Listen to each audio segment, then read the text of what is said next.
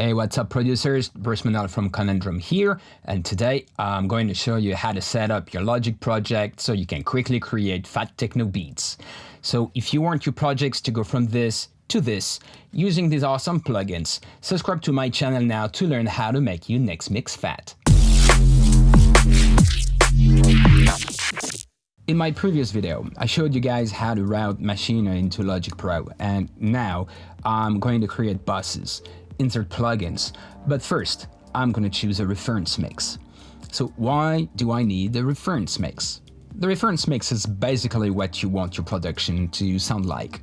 I want my mix to sound as good as that track, right? But to reach my target, I need the isotope tonal balance control that I'll place at the end of the chain of my main output. I'll leave links to the plugins I use in the description. It comes with a great reference targets, but I'm going to create my own targets from a track I know well. I just need to upload it, and tonal balance control will do the rest. Okay, so now I've got a solid reference point to get started. Still on my main output, just before tonal balance control, I'm adding the Fat Filter Saturn plugin for saturation, but I leave it off for the moment. I also need the Native Instruments passive EQ to boost or cut frequencies, and I'll cut everything below 39 Hz and above 18 kHz. And the plugin I want to have at the top of the chain on my main output is Neutron 4 that I will use later as a corrective EQ to get rid of unwanted frequencies.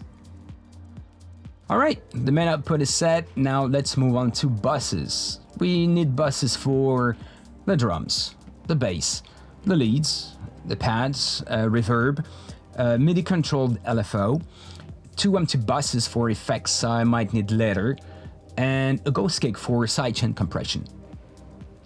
Then to create a new bus, select one or more channel strips, go to Output, and select the bus you want to send your channels to. It's super easy. Here, I want to send my channels to bus 1, which will be my drum bus, and I'm also going to create the other buses I mentioned before.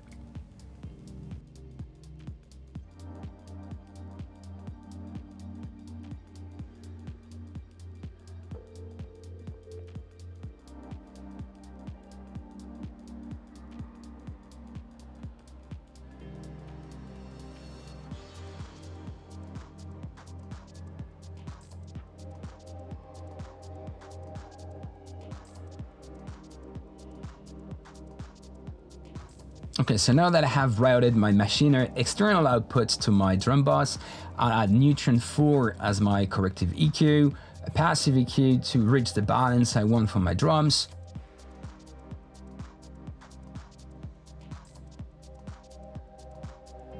the UHE Presswerk compressor for dynamic control, and the Ozone 9 vintage limiter that I leave off for the moment. Now, I'll save this project as a template so I don't have to redo all this. Thank you for watching, and in my next video you'll learn how to EQ and compress drum elements. See you next time!